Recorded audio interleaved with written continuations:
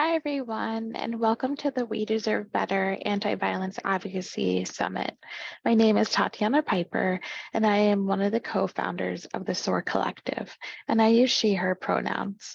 We are so excited for all of you who are making time to join us today for part 3, Finding Solutions.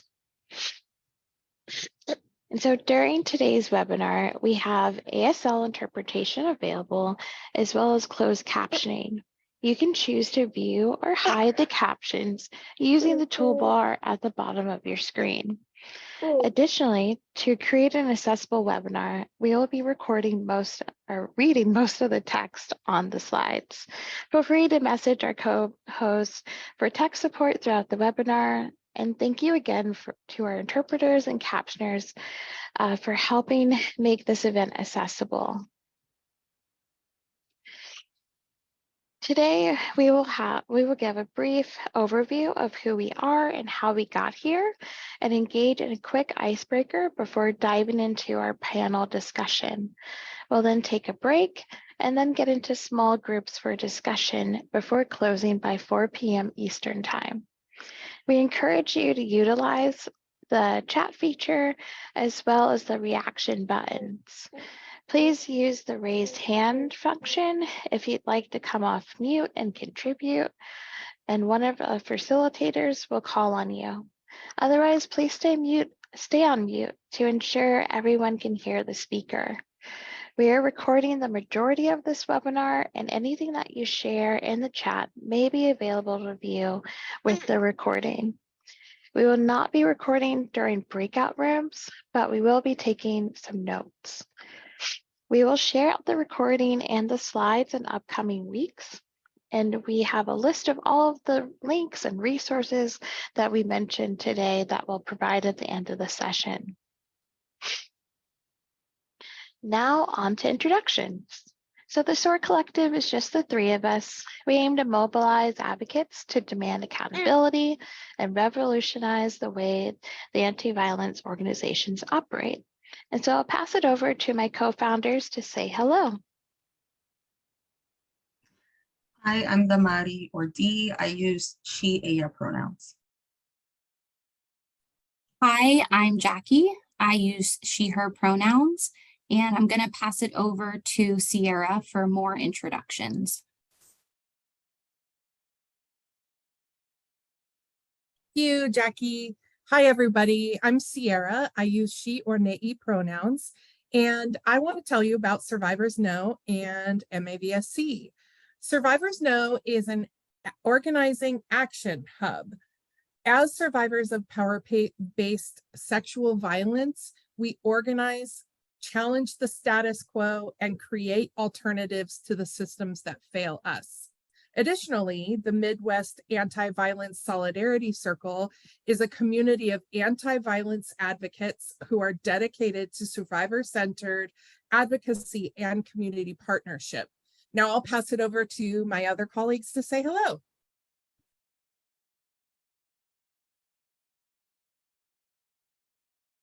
Hi, this is Meher. I use she and her pronouns. I am a member of the Midwest Anti-Violence Solidarity Circle. Hello, my name is Merlin. I use he or her pronouns. I work with Survivors Know as well as the MAVSC. I also wanted to introduce Joellen Chernau. She uses she, her pronouns. She can't be with us today, but has helped prepare this whole thing. Hi, I'm Sarah Ferrato. I use she, they pronouns, and I will turn it back over to Sierra. Thanks, Sarah. Today, we want to spend some time together building community by connecting with each other and learning with each other about how we are creating change within the anti-violence movement. And we want to come away from today with some co-created, really clear, actionable next steps. Before we go any further, I want to go over some community agreements with us. First, we want to let everybody know that this webinar is being recorded and accessible to other people who are here and other audiences widely. We will not be recording during the breakout rooms. And as we convene as a group today, we hope that you will all agree to make a few commitments with us. The first is to commit with us to collective decision-making. Our work is your work and your work is ours.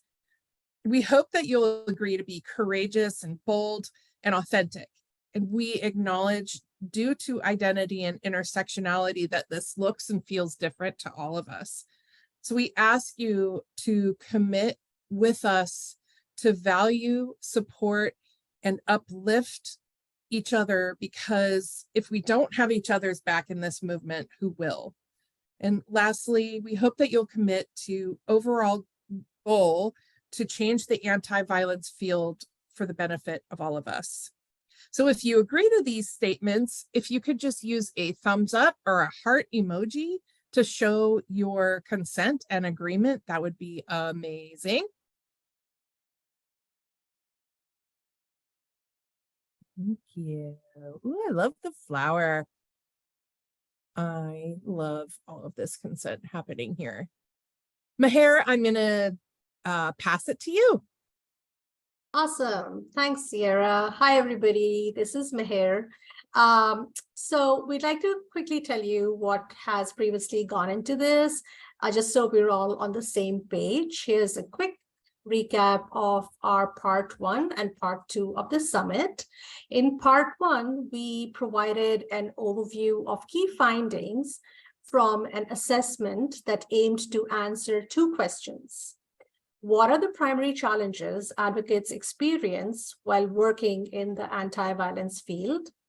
What changes can anti-violence agencies make to support advocates and survivors and improve systems? So we put together an executive summary that outlines our key findings, and you can access it via the link we're putting in the chat. Jackie has already shared it. So that was the first part. In part 2, we met Charlie, our hypothetical advocate who went on a journey with us to help us develop a deeper understanding of the systems at play that prevent and hinder changes within the anti-violence field and recognize our role in creating change. We'd like to now ask you if you could wave a magic wand and change one thing about the anti-violence movement, what would that be? So give it a moment and start putting in your responses in the chat. And we would love to uplift a few, but yeah, let's see some responses come in the chat.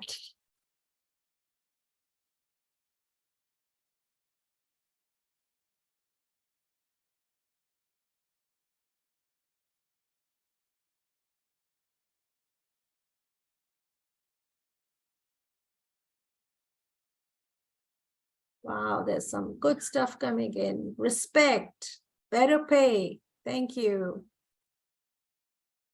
Exist in the first place, that's really, really powerful, thank you.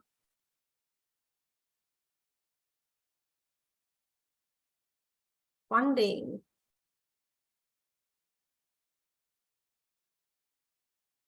More access to mental health.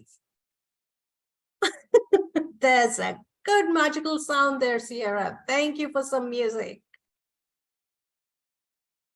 Awesome. Thank you. Respect definitely being a big one there. Funding, consistency, parentification that happens at the site. Yes, those and all of that. Yeah, just let it come. Yeah, keep putting your thoughts there. And I will pass it on to Sarah to keep us moving. Great, thanks, Meher. So reimagining the movement. In parts 1 and 2, we spent a lot of time examining the various challenges we experience in our work. But today is all about co-creating solutions and reimagining the anti-violence movement together. There are so many great folks doing great work that it felt really important to us to uplift and learn from folks who are already working in innovative ways so we can learn what might be possible. We invited 4 panelists here today to talk about their own experiences in creating organizational and system change and moving us toward liberation. So we have some questions we wanted to ask our panelists, but we also want to encourage you to submit questions you have for them. So you can submit questions through the Q&A section, which you can find in the Zoom screen. Typically, if you're working on a laptop, that will be at the bottom where the tools are. There's also an opportunity to upvote questions that you are hoping to have answered so that we can prioritize the questions that the audience wants to hear answers about the most. And real quick, before we ask our panelists to introduce themselves, we want to give you a preview of what's coming later when we get into breakout rooms. We hope our panelists will inspire you, so we want you to feel prepared, and even if it feels good, to take some notes if you'd like. And in the spirit of consensual engagement, this part of the session will have options because breakout rooms don't always feel good for everyone. There will be 6 different breakout room options, or you can journal on your own. In your small groups, we'll ask you to share the innovative ideas and changes you're already working on, and let us know what resources or support are needed after the summit to help you carry out some of the ideas brainstormed today. I'll pass it back to Dee to get us started with the panel discussion. Thanks, Sarah. Hey, y'all, this is Dee. And without further ado, we will now invite our panelists to introduce themselves by sharing their name and pronouns, where they are from and where they work, and why they do the work that they do. Stephanie, could you get us started, please? Absolutely. Hi, everybody. My name is Stephanie Burns. I use she, her pronouns. Right now, I am in Washington State on the historical territorial lands of Jamestown, S'Klallam, and Chimacum. And I am a co-director at Healing Courage. Thanks, Stephanie. And Ada, could you introduce yourself next, please? Thank you. Hi, my name is Ada Cheng, and I'm based in Chicago. I'm both an educator as well as an artist. I have been teaching gender-based violence courses on college campus for decades. And a lot of my work now really stems, and my own approach stems from my 2-3-year work with UIC, particularly with fraternities and sororities. So a lot of my work strategies, approaches really come from working with young people. And the other thing I do as an artist, I also create storytelling platforms for people to tell difficult and vulnerable stories such as gender-based violence or all forms of violence. And more importantly, I usually like people who have done harm to tell their stories of accountability and how they redress their harm. So that's my work. Thank you. Thank you, Ada. Ashley, could you go next, please? Sure. Hi, everybody. My name is Ashley Taylor Gougé. I use she or they pronouns, and I am the Associate Director at the Sexual Violence Center, which is a dedicated rape crisis center in Minneapolis, Minnesota.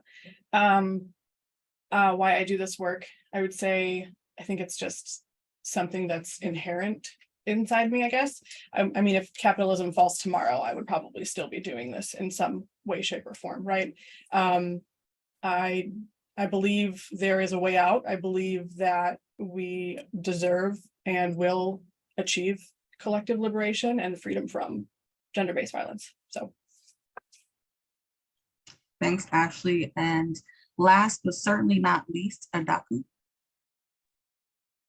Hey, comrades. It's so good to be with you. Thank you for everyone who said yes to this space and your commitment to being here and learning together.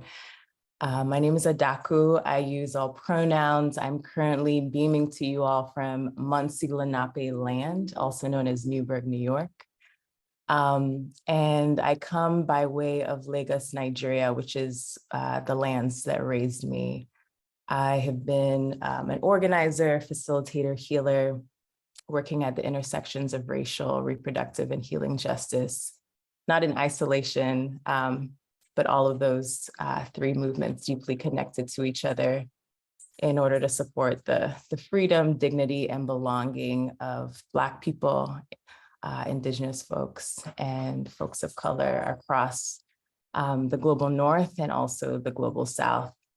I came into movement building work as a survivor of sexual violence and found belonging and community with other survivors who reflected back to me that it's possible to tell my own truth on my own terms.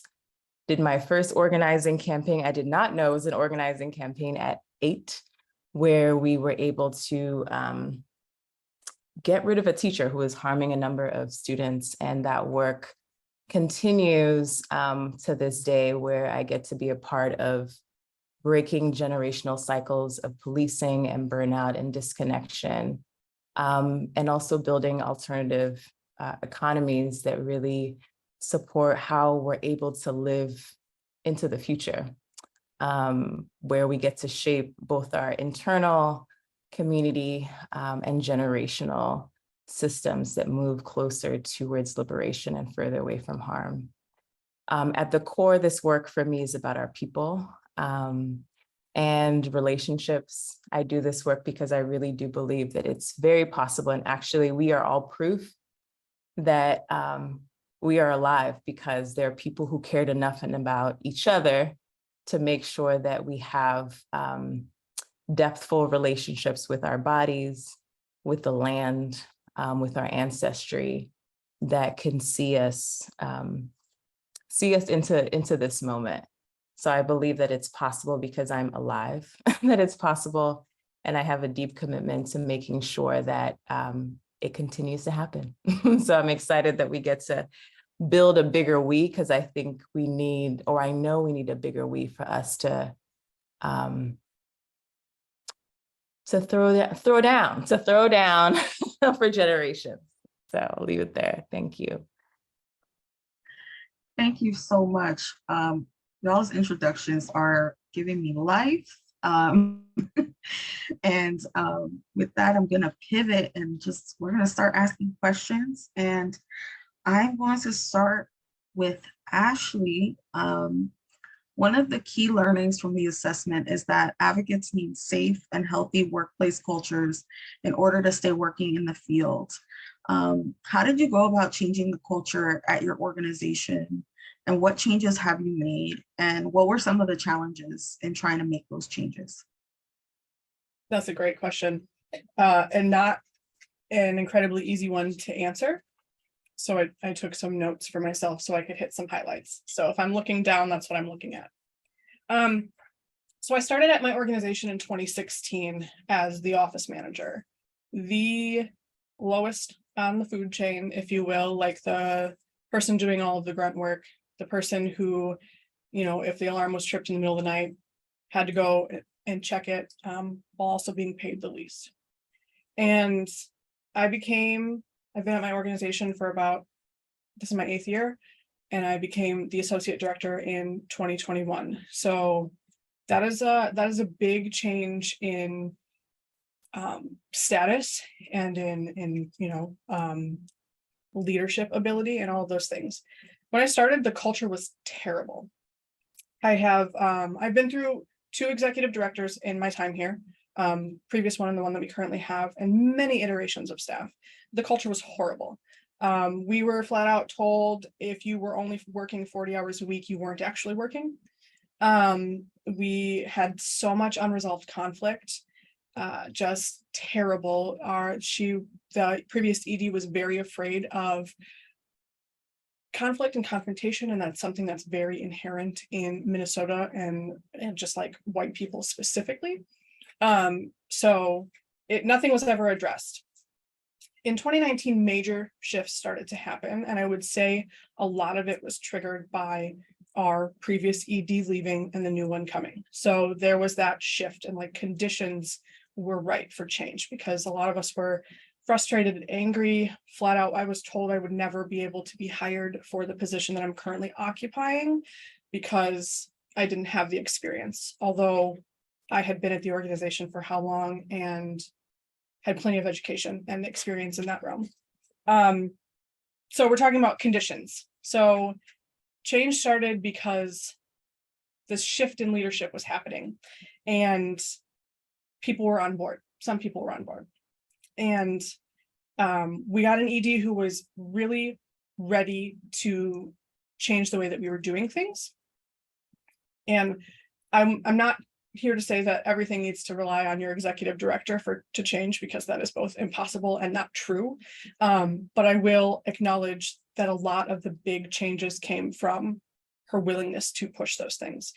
But I will touch on some tangible small changes as well. Like, they're not small, let's be real. So I also want to acknowledge that culture cannot shift unless everybody is willing to embrace it. If you cannot, one person cannot change it. You cannot be the vanguard of your organization and be the only person who can push something forward. You need community and you need collectivism. And if people are not willing to change, regardless if they are being harmed by the current culture, then it's not going to happen. So we experienced a mass exit. So we had started implementing changes related to how many hours we were working. We shifted from a lot of people working salary to hourly, because if many of you don't know, maybe you should, that if you are not meeting the requirements for a salary position, as in you have ability to hire and fire, then you should not be in a salary role. So there are legal requirements behind that. We shifted a lot of things around how many services we were providing, because we were serving 10 hospitals for medical advocacy. That's a lot. We were having an expectation of a 100% response rate. That's a lot. Serving 10 hospitals across 3 counties, you're not doing it. You're burning yourself out in the process. And so those were some of the immediate big changes we made, and that resulted in a lot of people not being on board. They felt like something was being taken away from them. So that was a huge challenge that we had right away.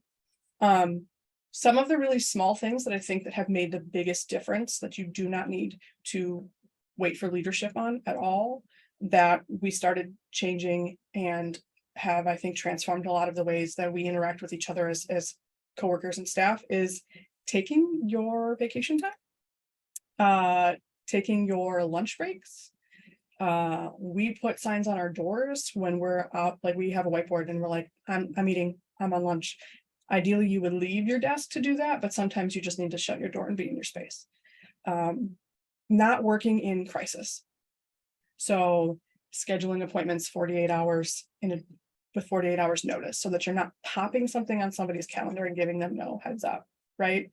No back-to-back appointments, maybe no more than 2 or 3 a day, right? This means slowing down. This means saying organizationally, we have a limit to what we're doing, and acknowledging that we are not saviors and we're not going to solve this problem. We're responding to it, and we need to respond to it in a way that is accessible and sustainable. So I think that one of also the things that contributed to a major shift and change here was the pandemic.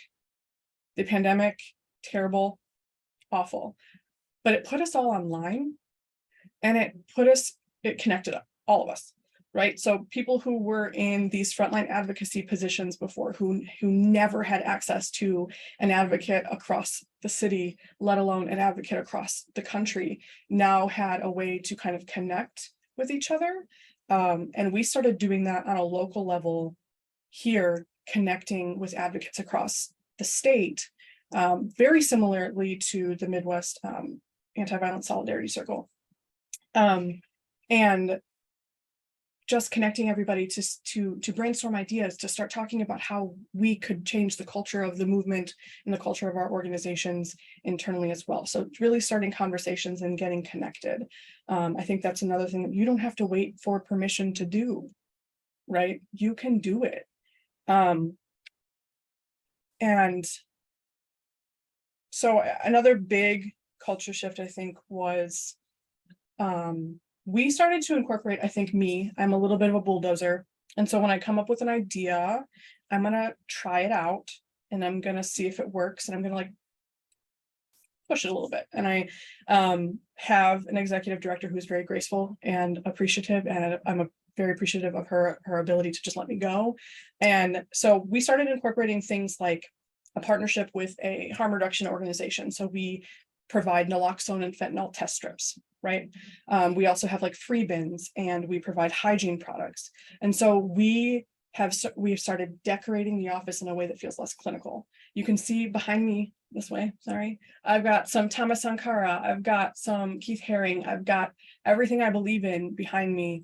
And it is all flooding out into the walls of the organization, which takes away that clinical aspect, that really like professionalized, like uncomfortable, starchy feel. And I think that was something that I just started doing. And then everybody else realized that they could have that ability to be free in their presentation of their office, but also themselves. This is how I show up every day.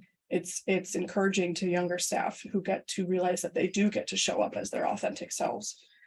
Couple more things I want to hit on, and then I will bow out is, so I think like adding those holistical services changed the culture of our organization because we realized that it's just bringing out the humanity in everybody, right? It's remembering that we're all humans and acknowledging the intersections of where sexual violence like permeates is the word maybe I'm looking for.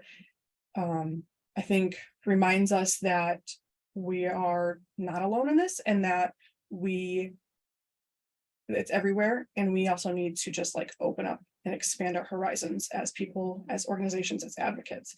And so in a way, I think like adding those little, really small, like free things has made us more of a resource and has done something to us as staff and as coworkers where we know that like we're people who are willing to go to that realm for each other. I can't figure out how to word that, but I think that you are vibing with what I'm talking about. Some of the bigger ways that I think COVID impacted our services and our culture specifically was COVID had released some money, right? there was some grant money that was coming through with like FIPSA and things like that. And we saw that this is not something that I led, so I won't take credit for it, but I did throw some ideas in there. Using that money to actually go towards the wellness of our staff, because that's what it was for, right? It wasn't for programming. It wasn't for, administration. It was for wellness for staff. And so we have now a monthly wellness benefit that people get to use for whatever they want, as long as it's considered wellness. We have a staff retreat every year, which we just did like last week. And we get to invite speakers and we get to just chill out at a resort and learn and grow together. And we are, we have a recharge room in our office that people can go to and chill out if they need to and just take some time and some space. And I think through a lot of these things, we have really shifted the way that things feel here, the way that we interact with each other, and therefore like the way that we do this work. I will say, like, when I became a supervisor, I made note of how I wanted to be supervised, or when I was being supervised, right? And so that's how I approach my team, being mindful of their caseload and what is on their calendar, and encouraging them to, remove things if they're having trouble prioritizing what is important. Like being open and honest and as transparent as I can possibly be without muddying the waters and being inappropriate.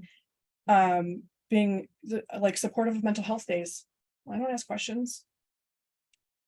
And then I think one of the other things too is that within the last year and a half, I will say, turnover in my team specifically has been not unexpected, right? And it has been, I've known about it ahead of time, which shows me that the two people who have left in the last year and a half trusted me enough as their supervisor to let me know that they were planning on leaving. One was for moving, and the other one wanted a change of environment, right? And I think that is something that I think is really quantifiable. It tells me that the culture has shifted enough that if you are able to sit down with your supervisor and even your executive director and say, I'm planning on leaving, and you're not just like exiting without telling anybody, giving notice, that tells me that there's a culture change, right? You have that trust, you have that transparency, and you know that like it's going to be okay, and you're not going to be penalized or any of those things. Hope that answered the questions. I rambled for quite a bit. That was awesome. Thank you so much, Ashley. Just hearing those tangible things is so helpful. I'm going to pass it over to Stephanie. And our question for you is, your organization, Healing Courage, uses the language, a solvable problem. Can you share more about the approach Healing Courage is taking to meet the needs of survivors? Yeah, I can speak to that. So hi again, everybody.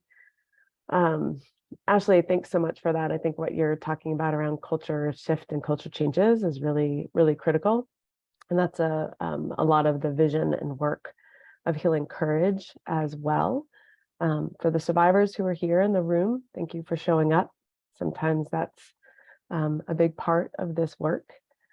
So as I mentioned, I'm a co-director at Healing Courage, and Healing Courage really believes that we learn in community and we heal in the presence of others. And that in order for us to do this work, we really need to transform our cultural orientations and harmful responses to sexual violence and intimate harm. And we do that in a few different ways. And I think about it as, we've heard a lot about trauma-informed care, right? Survivor-centered work.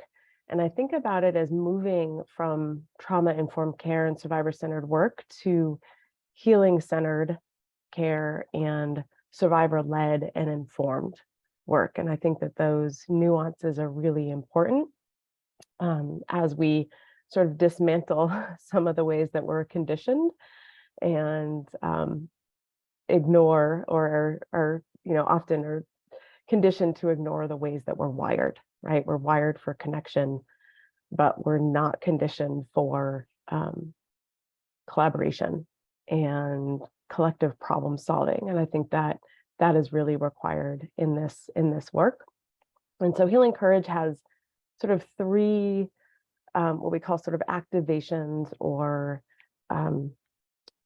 pillars of doing this work. And so the first one is survivor and community conversations. And so we co-design, co-facilitate, co-host conversations with usually local anti-violence agencies in community with survivors. And that can look a lot of different ways. It can be with survivors.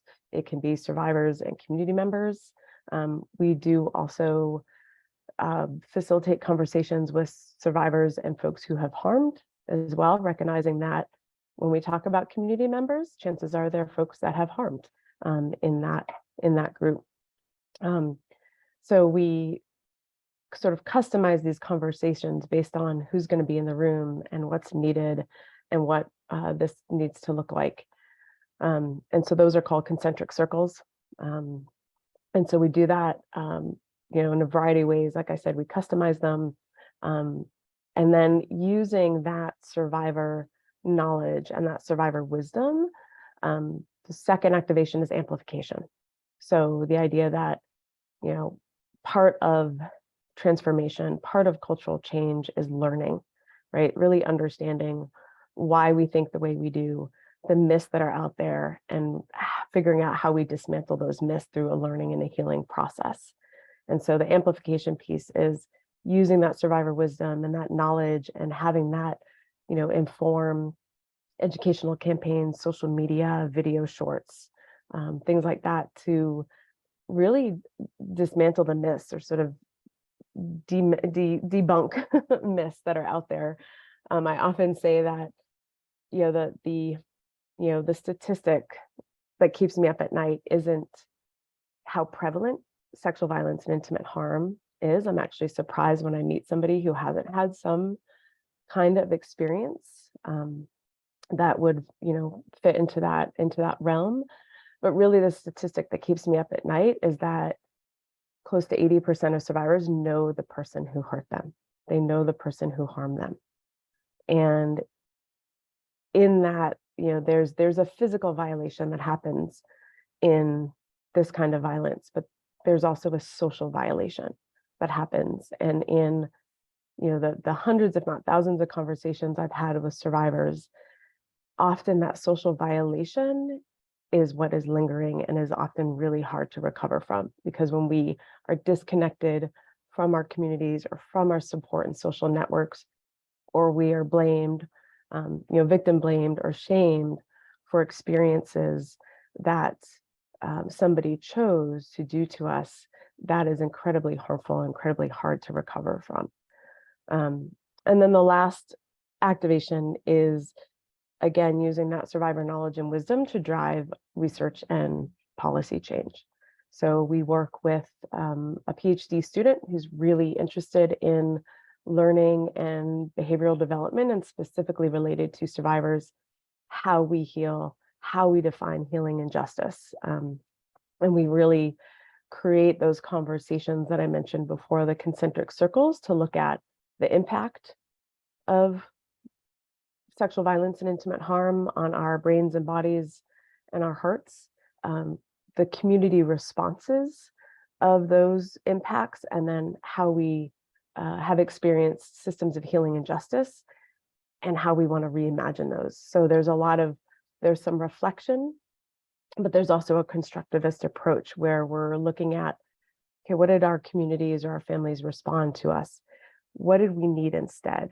What did we want people to say? What were our experiences with systems of healing and justice? What did we need instead? What would we want someone who harmed us to say to us? What would we want to say to them? And so using that as a way to kind of reimagine, and then using, again, all of that wisdom to kind of drive the changes that are necessary. And I think that I really believe that survivors should be leading the conversations around anti-sexual violence, and those who aren't able to lead those conversations or participate should be getting the services and the support that they need to heal in order to be part of those conversations. Because I recognize that not all of us have the privilege to be able to talk about our experiences in a way that's public, because of what might come with that. So yeah, thanks so much. Thank you, Stephanie. Appreciate your answer. And our next question is for Adaku. Part of your work at Building Movements is the project Solidarity Is. Can you share an overview of the role solidarity can play in moving us towards mutual liberation? Absolutely. And again, echoing a lot of gratitude to Ashley and Stephanie for your generous offerings and solutions. So I get to work at Solidarity Is, which is a project of the Building Movement Project. BMP is a national organization that works with social movements to offer resources, research, and relationships for the sake of strengthening how we're building a powerful left in this time. And Solidarity Is specifically focuses on building transformative solidarity practices, principles and practices that can be more embodied across movements. And this is not new. So many of us come from lineages where our people, whether we're farming together, whether it was Nigerian folks and Indian folks who fought wars against the British Empire together, or communities who were creating healing circles in caves across villages so that our people could feel more in their bodies. Like literally, solidarity has been a primary tactic around how we assess our political conditions in a way that's a lot more holistic and integrated and intersectional, and also how we build solutions that are not only centering a few bodies, but are centering all bodies. So this is ancient work. It's ancient work, and it's also futuristic work. And we know that part of the design of the right-wing fascist agenda is to create more isolation amongst us, more isolation within our movements, more isolations across our movements. We see it in examples like COINTELPRO that disrupted Black radical movements in the 60s and 70s. We see it with infiltrators that come into our movement. We see it with the way that funding and funding from particular foundations who are tied to right-wing institutions are only funding certain kinds of work and not funding the radical work that we all need to do to win. And hi, that's my dog, Nala. Nala's like, Ashe. And you will hear, Ashe is a Yoruba word for, and so it is. They get excited too when I talk about solidarity. So shout out to the furries who are also doing this work alongside with us.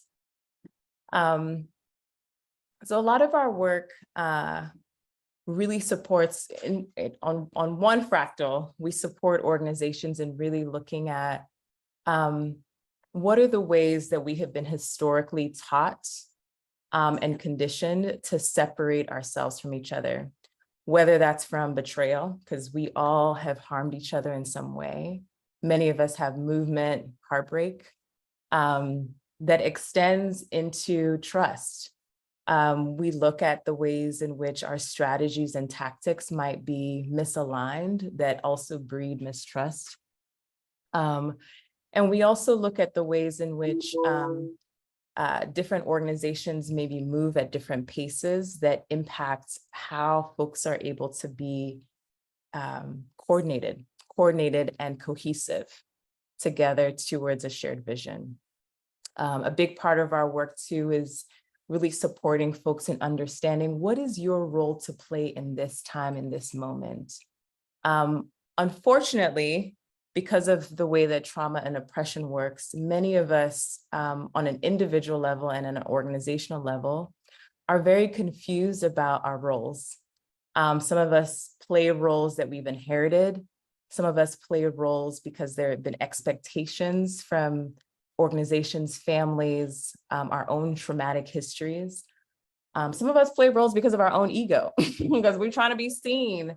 And I think that if we're not in right relationship with our own specific roles, we end up lying. We end up diffusing the powers that we have. And we end up not being in right relationship with comrades, movement partners, and with land.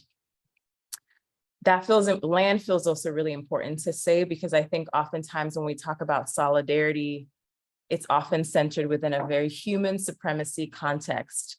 And I think the way that we treat the land informs how we treat the land is the first body.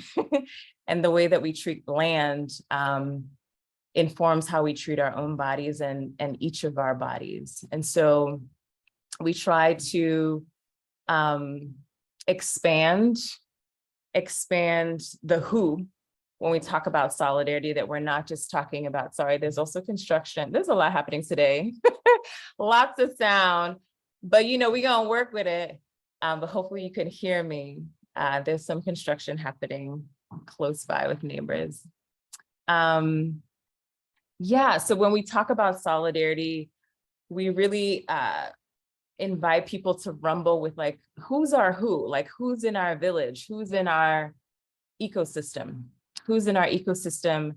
And are we just bringing folks closer for the sake of our own selfish intentions, lack of trust, lack of strategic depth? Or is there an opportunity to actually expand across relationships to hold, like I said earlier, a bigger we? The other thing that we look at around solidarity, the work that we're doing with solidarity, because it is another layer of relationship, is conflicts. Like, what are the ways that we can proactively build practices and strategies that turn and face towards conflict in a way that does not rely on the punitive systems that we have inherited, but really cultivates more generativity, deepens more trust, and creates more clarity around needs and boundaries, which I think, and communication too, like how are we clear around who we are, what we want, and the work that we are meant to do together. So, so those are some of the different fractals. And to me, the right is highly organized, highly resourced, and has a really strong and huge contingent of people. And I think we have a lot of work to do as radical movements to be more aligned across movements. And to me, solidarity is an antidote around how we get there in ways that are not like in ways where we can show up that doesn't disappear bodies or an organization or particular strategies and tactics, but actually builds a coordinated, more cohesive, more aligned and relevant movements that support and move alongside our people. Thank you so much. I also love that your fur baby was co-signing. And what you said about movement heartbreak is really resonating with me. I think some of us are working through that, right? As we continue to do this work. Our next question, I'm gonna ask Ada, much of your work is dedicated to creating platforms for others to share their stories, specifically in the context of the anti-violence movement. How can we use storytelling to create meaningful and systemic change? Thank you so much, and thank you everyone for the insights. Imagine in 2019, I started working at UIC as the education outreach specialist, particularly holding workshops and on gender-based violence. And I brought a storytelling event examining the impact of male dominance and toxic masculinity and the negative impact on everyone. And in an evening event, we drew a room full of students. And after the sharing, students, male students in particular, raised their hands, asked questions. And that's when I realized what students need is not more training or education. What they need really is a safe space and a brave space to ask questions, to explore their confusion, and to own up their mistakes, and to ask, how can they be accountable to everyone? And so I stopped doing training. I stopped utilizing PowerPoints. I changed all the sessions into dialogues and conversations and storytelling. And I facilitate and give prompts and questions utilizing the stories that they're sharing with me as a way for us to think about gender-based violence. And from that, I have done things that are very different. Number one, I no longer call my training as gender-based violence prevention and education. I think when we use that particular title, we come into the room as if we're doing training, and therefore the participants will be the one that they should be prevented from perpetrating. And that creates a lot of anxiety and resistance. I call my training gender-based violence leadership training. And when the students come to the room, I say to them, this is leadership training. You are here because you are future leaders of your community, whatever that community is. You're future leaders of your community. You have visions, you have ideals, you have the ability and capacity to make changes. And when you tell students they are the leaders, when you implicitly or explicitly give them that responsibility, they own up that task. And oftentimes I find when I tell students you're the leaders, I want them to incorporate, integrate, and center gender-based violence in their own community, particularly if they're fraternities, sororities. I want them to integrate gender-based violence as their leadership training, as their training for their incoming potential leaders. So the first thing is change our language. Think of students as leaders as opposed to potential perpetrators. Number two, in utilizing students, I don't focus on the intellect. I focus on the emotion, the vulnerability. I don't focus on the learning. I focus on the unlearning. And here's the thing, if it's really all about learning, we would have solved all the problems in higher ed. The issue is knowing the right thing doesn't mean you're doing the right thing. So the question is, why are people not doing the right thing? And so that's really fundamentally what I want to know. And essentially, everybody is conscientious and progressive until their investment in the system and culture is tested. That means when students will say, of course, I am anti-gender-based violence, I support survivors, until their own one of their peers is accused of violence. Then they started to fumble. Then they say, I know this person. This can't be. It's not about learning, it's about unlearning. So I ask question, what's the fear? What's the reservation? What's your investment in the system? I want you all notice it. So we start with not learning. It's not about what's in our head. It's really about, are you brave enough and courageous enough to do the right thing despite difficult circumstances? So I asked them to think about not learning, but unlearning. What do you have to unlearn in order to create a safe environment? And from that, we think about in terms of culture. In my training, I don't use the language bystanders. We are all witnesses to incidents of violence. What I want to know is, why did you stay quiet when you witnessed injustice? Why did you not intervene? I want students to shift their focus on holding individuals accountable to what's that larger culture that compels you to stay silent when you witness something wrong, when you decided not to say anything, when you decided not to intervene. And I don't start with gender-based violence. I start with gender inequality. We don't need to wait until violence happens for students. So I encourage them, when you witness jokes that are sexist, racist, homophobia, transphobic, you need to say something. So we start with gender inequality. We start with boundary violation.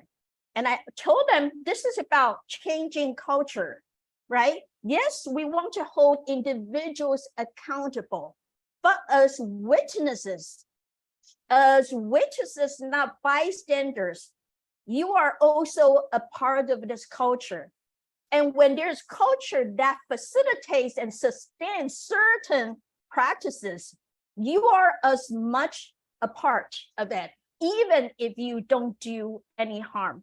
And I want students oftentimes, not just students, they will say, I didn't do this, I didn't do any harm. It's my brother, it's another member. And I would say, no, you are also accountable. When there's violence of any form, everyone is accountable. So I want them to really think about what's your responsibility, what's your stake, what's your role in sustaining the culture of gender inequality, male dominance, and toxic masculinity. And the last thing is this, I would tell students, as leaders, as potential leaders or current leaders of your organizations, your role is not just about eradicating gender-based violence. Your role is creating a safe and brave community where everyone can be safe. So I want them to really shift from the so-called easy solution. What if we simply expel students who have done wrong? And I always say that doesn't solve the problem, because eventually you're going to have someone who will do the same thing unless you fix the system and culture issue. So what are you willing to do to address the culture? I want them to think about, in order to stop violence from happening, you have to think of it, not an issue between survivor and the perpetrator, but really an issue as a community where everyone has a stake. So that means even if you don't personally do harm, you have to think about what are the practices that you have to engage in that makes this environment safe for everyone. And so this is really shifting, so we're looking at individual accountability, gender-based violence, to this idea of looking at everyone as visionary leaders. That means including people or spaces that are traditionally resistant to the idea of eradicating gender-based violence, the fraternity spaces that are traditionally oftentimes on college campus where gender-based violence occurs. So we look at and say, what are the initiatives you are willing to take to make your community a safe space? Number two, it's really about culture. What's your investment in this culture? The culture sustains not because culture is out there. The culture sustains because we're invested in it. So I want everyone to really think about, what's your investment? What are you doing to sustain that? Number three, really stay away from individual accountability. Really, it's about community issue. How do you take a well-rounded community approach and making sure that you are creating a safe space? So we don't just start with violence, but really start with gender inequality. In 2019, oftentimes when I started this position at UIC, I oftentimes have fraternity members who will come to me when they got into trouble with school. And so in 2019, I met a lot of groups where somebody in their fraternity got into trouble, and I had to work with them. And so my task has always been, how do I get students feel enthusiastic about this work?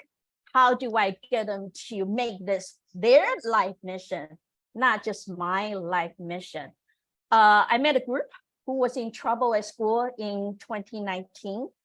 And every year they will come to me and say, I want training.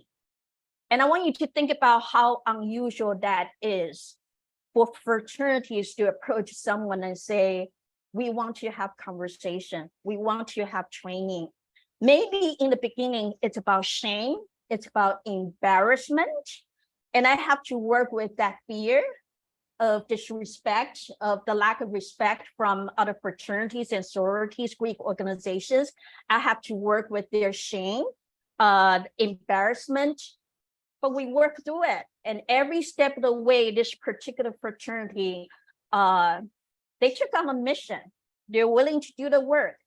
They came back to me every year without me chasing after them. And think about how unusual that is for me, as somebody who is doing education, not having to chase fraternity members who really need this work. Last year, they became the best fraternity Greek organization on campus, and they turned around. And since then, they have integrated gender-based violence in their own mission. And so what I want to say is when working with students, that's where I feel there's hope.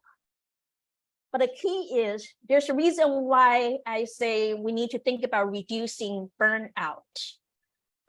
Advocates shouldn't be the only ones doing this work. How do we get the participants of workshops buy into this mission? And so they make eradicating gender-based violence and supporting survivors as part of their mission, regardless of their community. Thank you so much. Thank you so much, Ada. Our last question, and this is for all of you, and if you could keep it brief, I'm sorry, just so that we have time for our break. What is something aspirational that you would like to see happen in the anti-violence movement that we can all be working towards?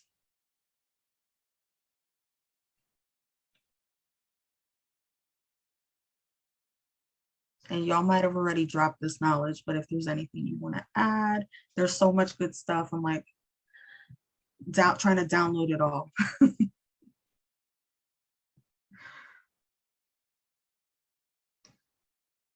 I thought I saw somebody getting ready to speak.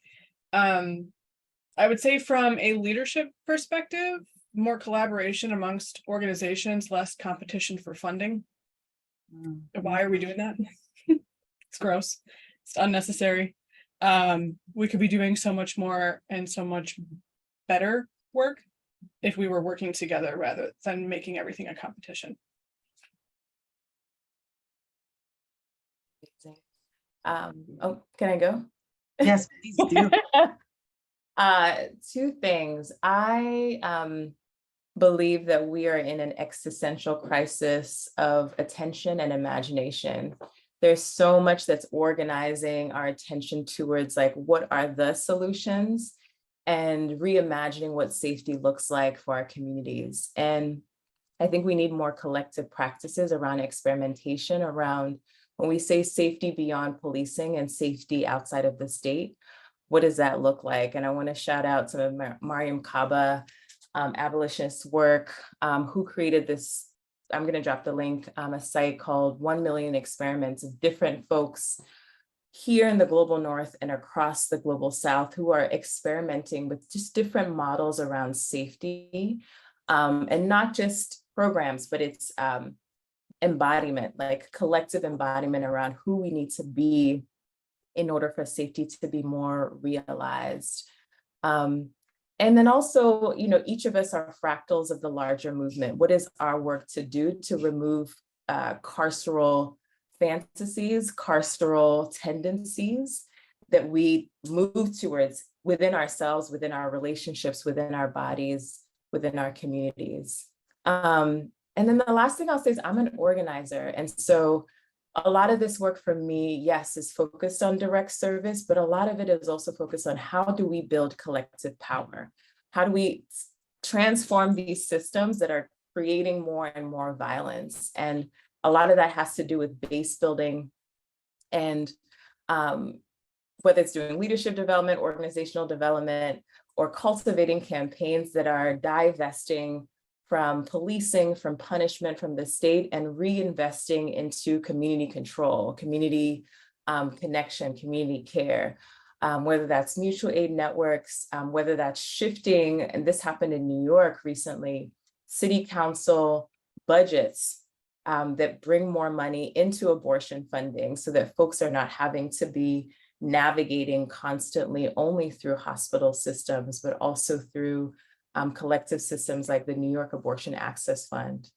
So examples like that, where we're moving beyond like our direct service sector and partnering with organizers who can help to shift some of the power conditions back into the hands of our people.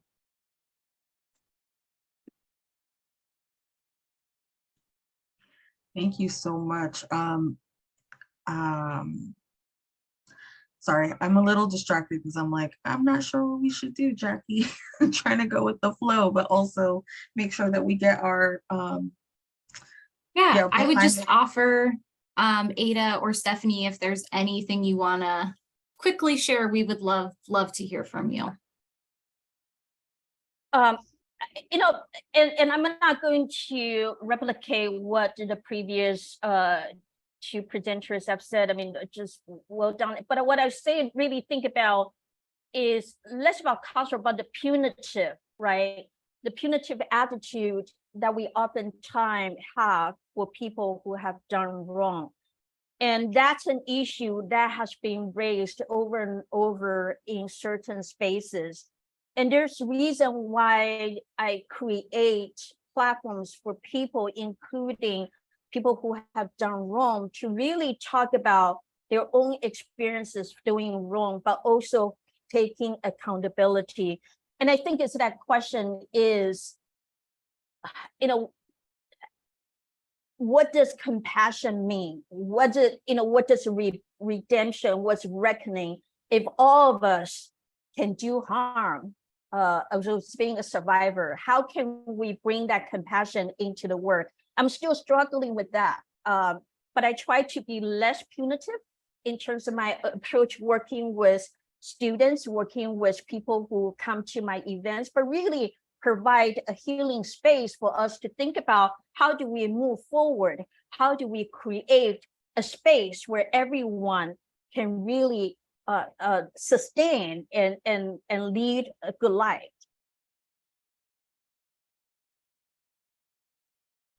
Thank you, Stephanie. Yeah, there's so much brilliance in this room. I love what Adaku said, and just echo that. And aside from dismantling our education and criminal legal system and a bunch of other things, because that's really where all of this stems from, is the way that we've designed things. I think for me, it's just a real deep listening to those who have the experience and the expertise. At Healing Courage, we believe that survivors are the experts in their healing.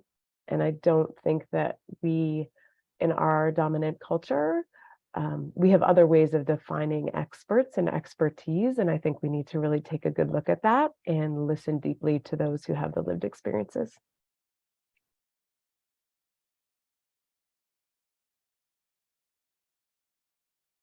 Thank you all so much. I couldn't stop taking notes that entire time. And I'm glad we made space to make sure everyone could share again. So we are going to take a break until 10 minutes after the hour. So we'll take a 5-minute break. And when we come back, we're really excited to get to share a little more data with you from our survey. And then we're going to engage in some breakout rooms or journaling. So we'll see you all in just a bit. Thank you again to our panelists.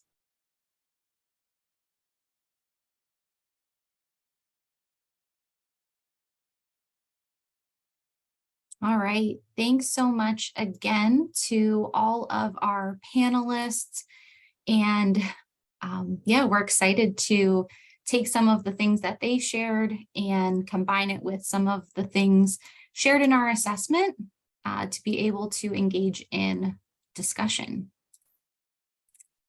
So before we move into our small group discussions, we want to give you a brief overview of the last bit of data that we haven't shared yet from the assessment. You'll also notice on each of these next slides that there's a suggested breakout room to attend if what we're sharing sparks your interest.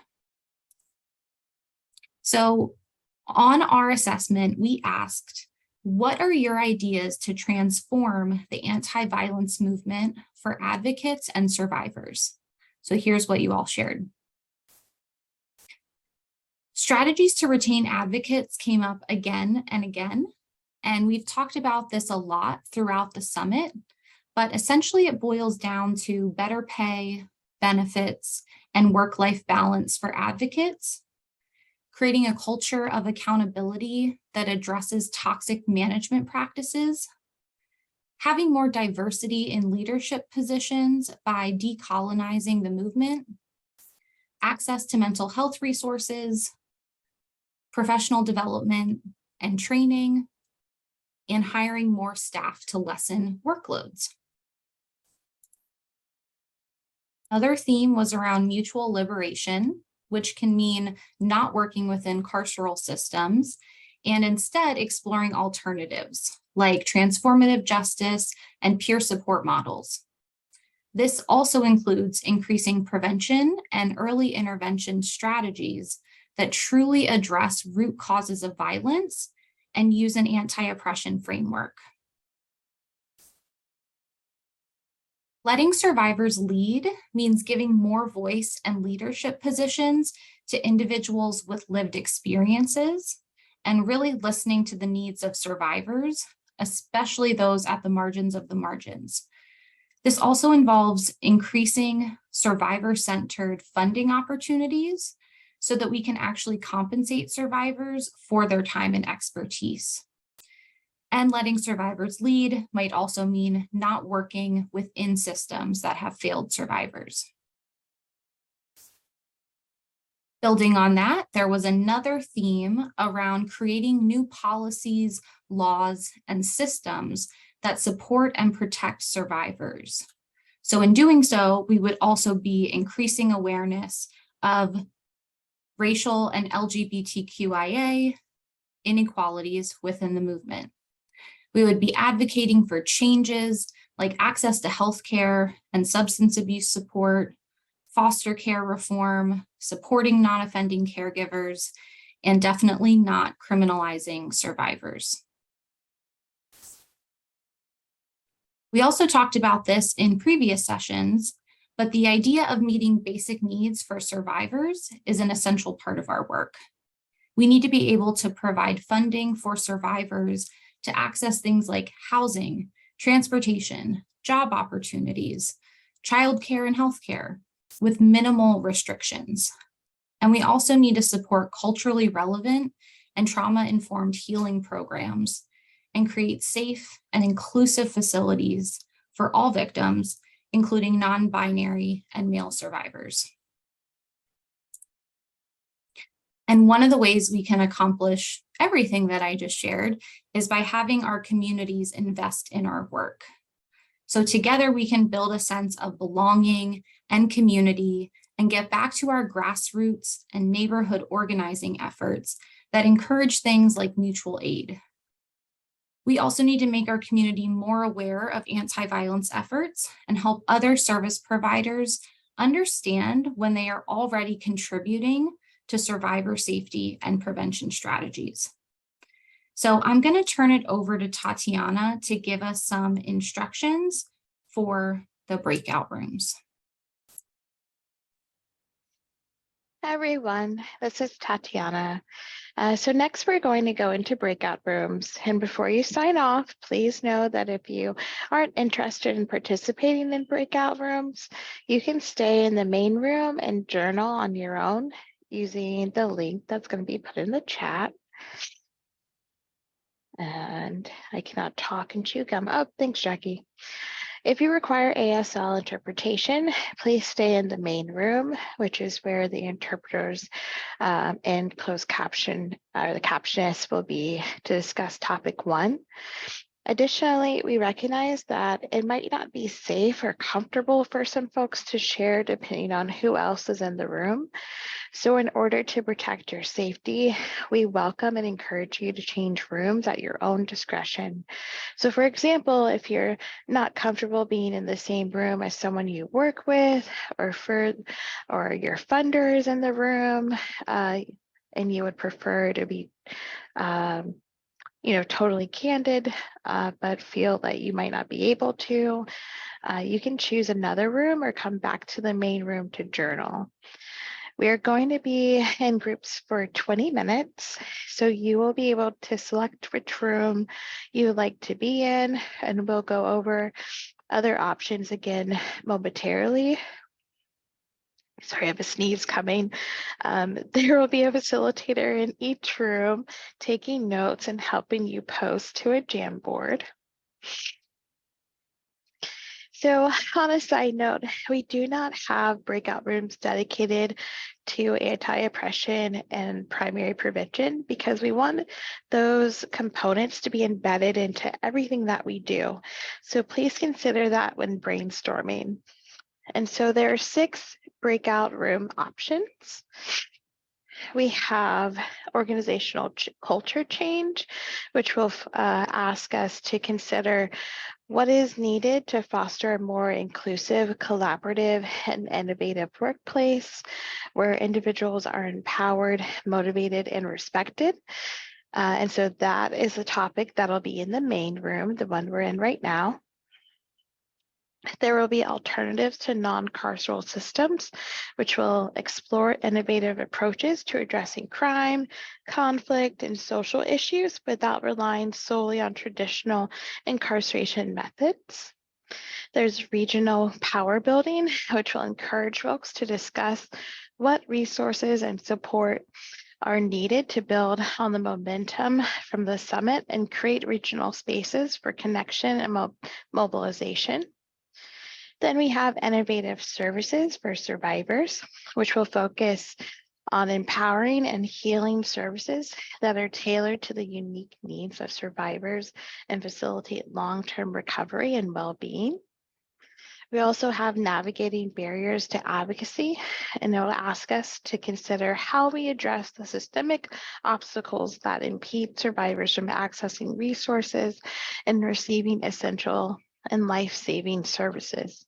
And lastly, we have community collaboration and mutual aid, which will ask us to brainstorm what it looks like to mutually address shared challenges, practice solidarity, and strategically collaborate.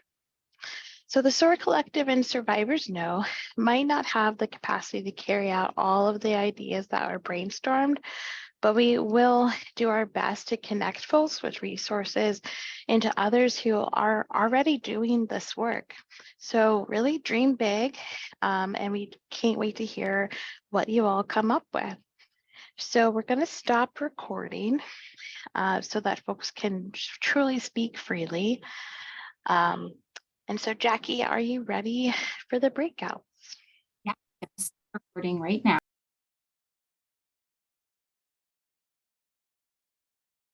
Welcome back, everyone. This is Merlin. We want to welcome you back. We hope you enjoyed your discussion or your journaling time. We're going to ask each of our facilitators to share back for about a minute about some high-level themes and ideas that were discussed in each group. So first, I'll ask Jackie to share about the organizational cultural change group. Thanks, Marlon. We had a great conversation, and folks are definitely looking for more transparency at all levels of the organization, and are also looking for safe ways to call in supervisors and leaders when we need to, address, or in a way that we can safely navigate some of those power dynamics, potentially using transformative justice practices for any kind of conflict. We also want to make sure that we're treating all employees the same way we would treat survivors, in that trauma-informed way. And we talked about how, because there's a lot of understaffing, it can be really challenging to be innovative when you're always putting out fires because of the time and emotional capacity that can take. And we heard a little bit about the challenge at that mid-management level, how it can be frustrating to keep bringing up suggestions, but it doesn't often lead to change. And so someone did actually share at their organization a more collaborative leadership model that I am interested in learning more about, but really making sure everyone's voices are heard when making decisions. Thank you. I will pass it over to Dee to share about alternatives to non-carceral systems. Thanks, Merlin. We talked quite a bit about establishing an elders council as an alternative to carceral systems, because carceral systems have often not brought about justice, and even though, you know, we're saying that it's an elders council, it's not necessarily focused on age, although obviously elders are on it and we want to prioritize elders. But I think, you know, that term can be a little loose or expansive, because I think in some communities, elders are younger because unfortunately, some of our communities experience high rates of violence. So, you know, we talked about that, possibly replacing the carceral system as a way to provide justice, and making sure that you have a network of trusted folks to lean on. And another thing about that council is that people trained in counseling and guidance would, we would really want to have people on there who have training around counseling people and guiding people, and asking survivors, what do you need in order to feel whole or justice? And asking harm doers, like, do you understand the harm that you've caused? I think that covers most of it. It's hard to encapsulate all of that into a minute, but I'm going to pass it over to Sierra.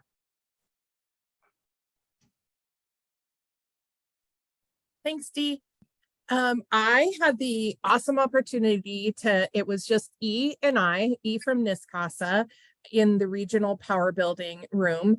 And I got to learn about their work in the college, some regional power building over in the college. One of the things that we talked about is what could it look like to connect with peers doing this work. And E's really thinking about the environment and what it might look like to engage in fun together, doing things like camping, swimming, being outdoors together with intentional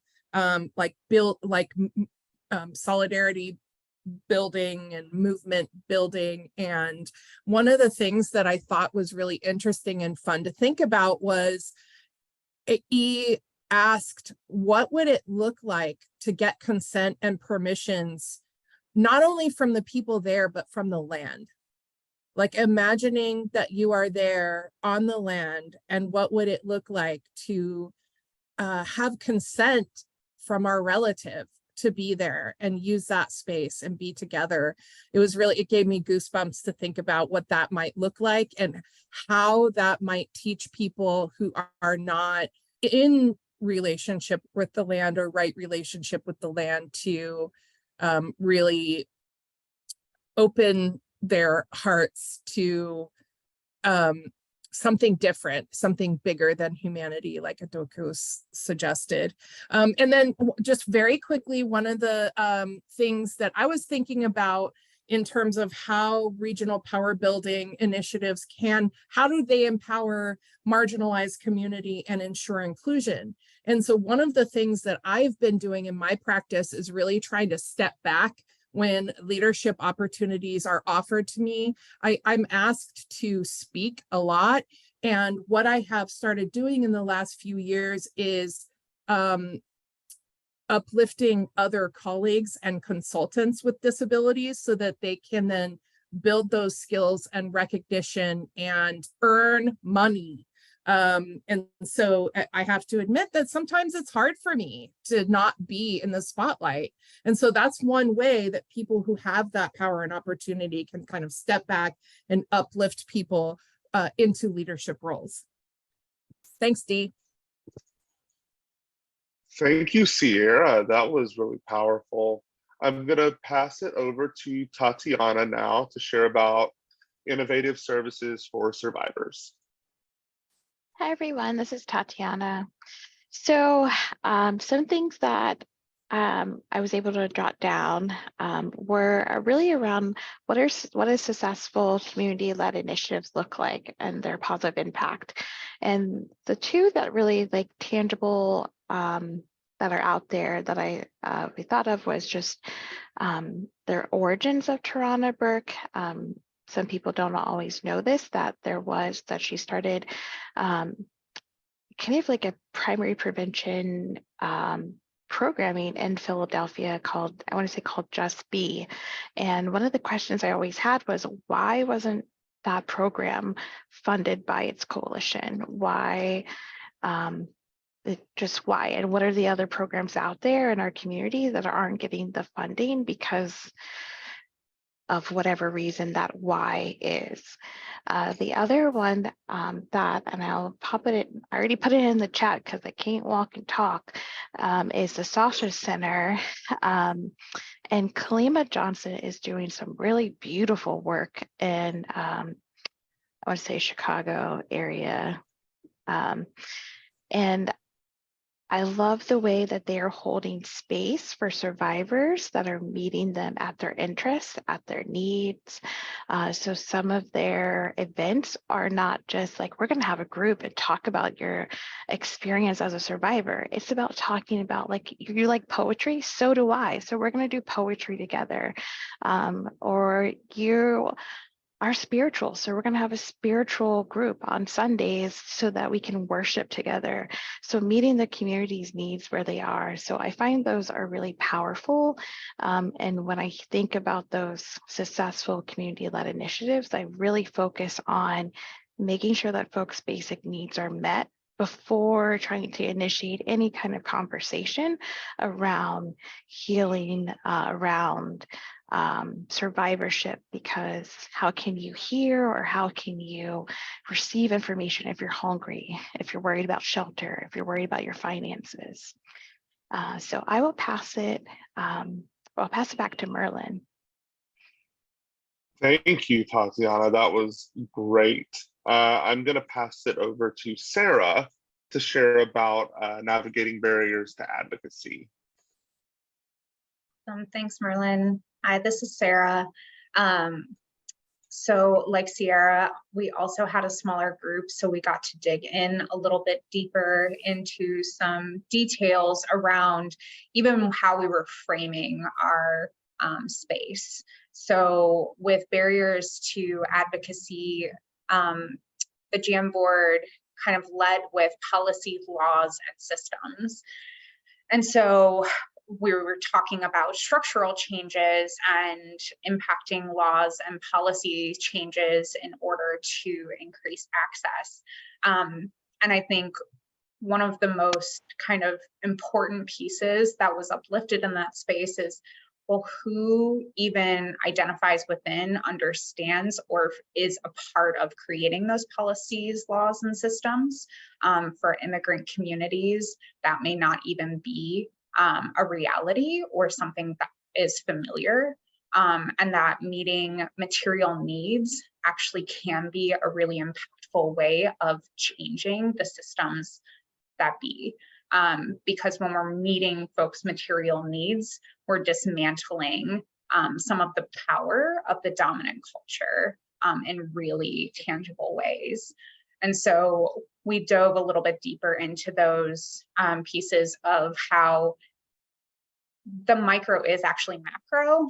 I would say that was a huge part of it, is that we can sometimes think about so narrowly about what does it mean to change the systems that exist, but I think what was really talked about more than anything is, how do we actually exist outside of those systems in order to take away the power of the systems that cause harm and violence. So that just felt really like an important piece. So I will pass it back to you, Merlin.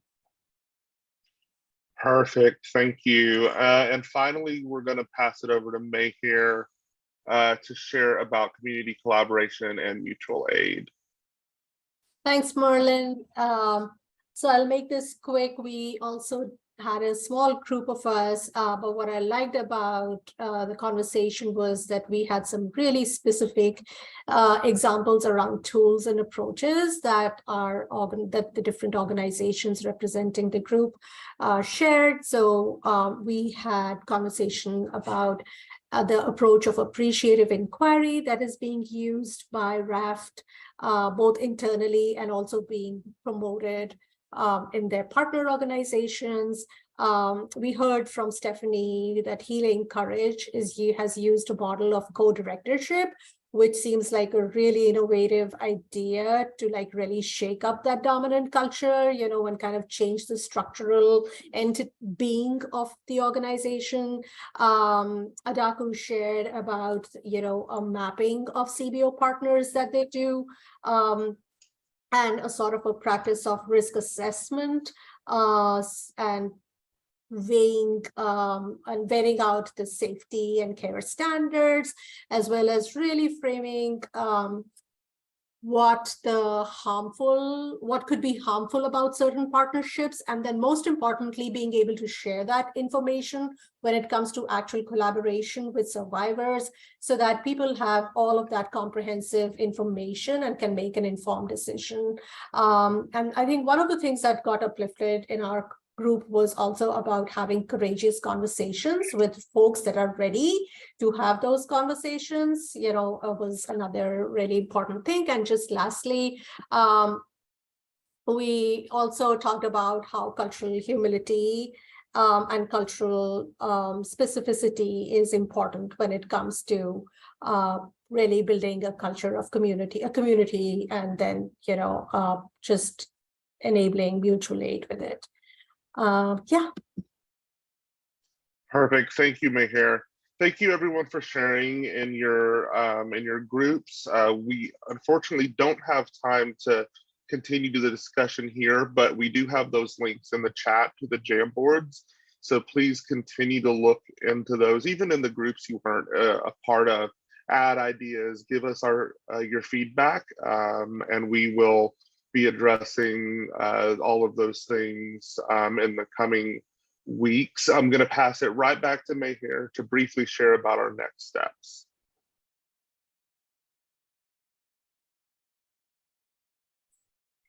So first, we want to make sure that you all stay connected to us and our work, and have access to all the different resources.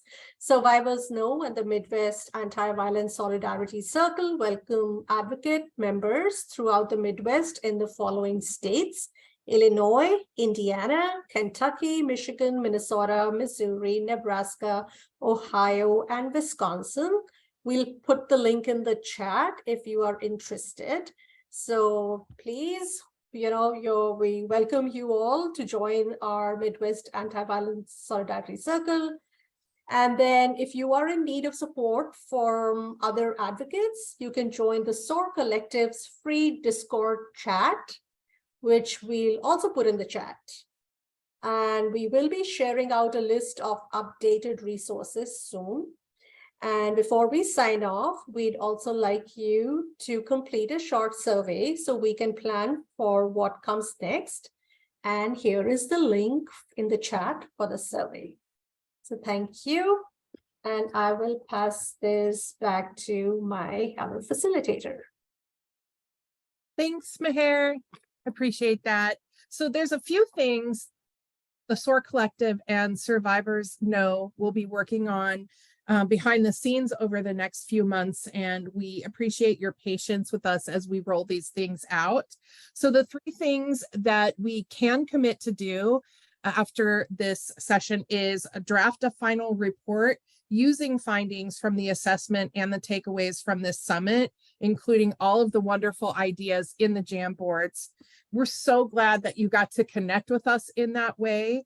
And so we will be sharing out how to address the needs that were shared there to the capacity that we can create containers for that work.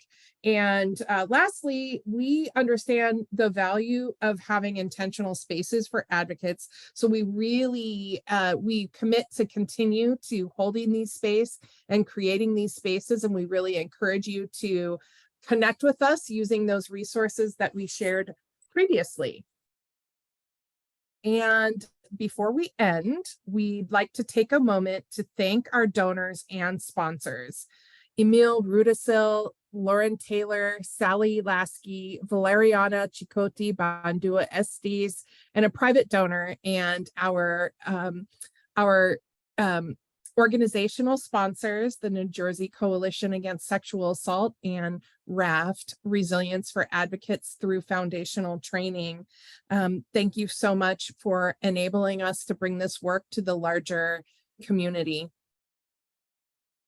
And here are all the things to connect with us. We would love to be in touch with you. And if you're able and willing to support the development of the Anti-Violence Advocacy Summit, we are accepting donations. You can follow that QR code there to help us cover the costs of the webinars, language justice, and making our final report as available and accessible as possible. And so finally, we just really want to thank you again for your time today. And we very, very much look forward to working together in a future and reimagining what our anti-violence movement can do and creating lasting change together. Aho.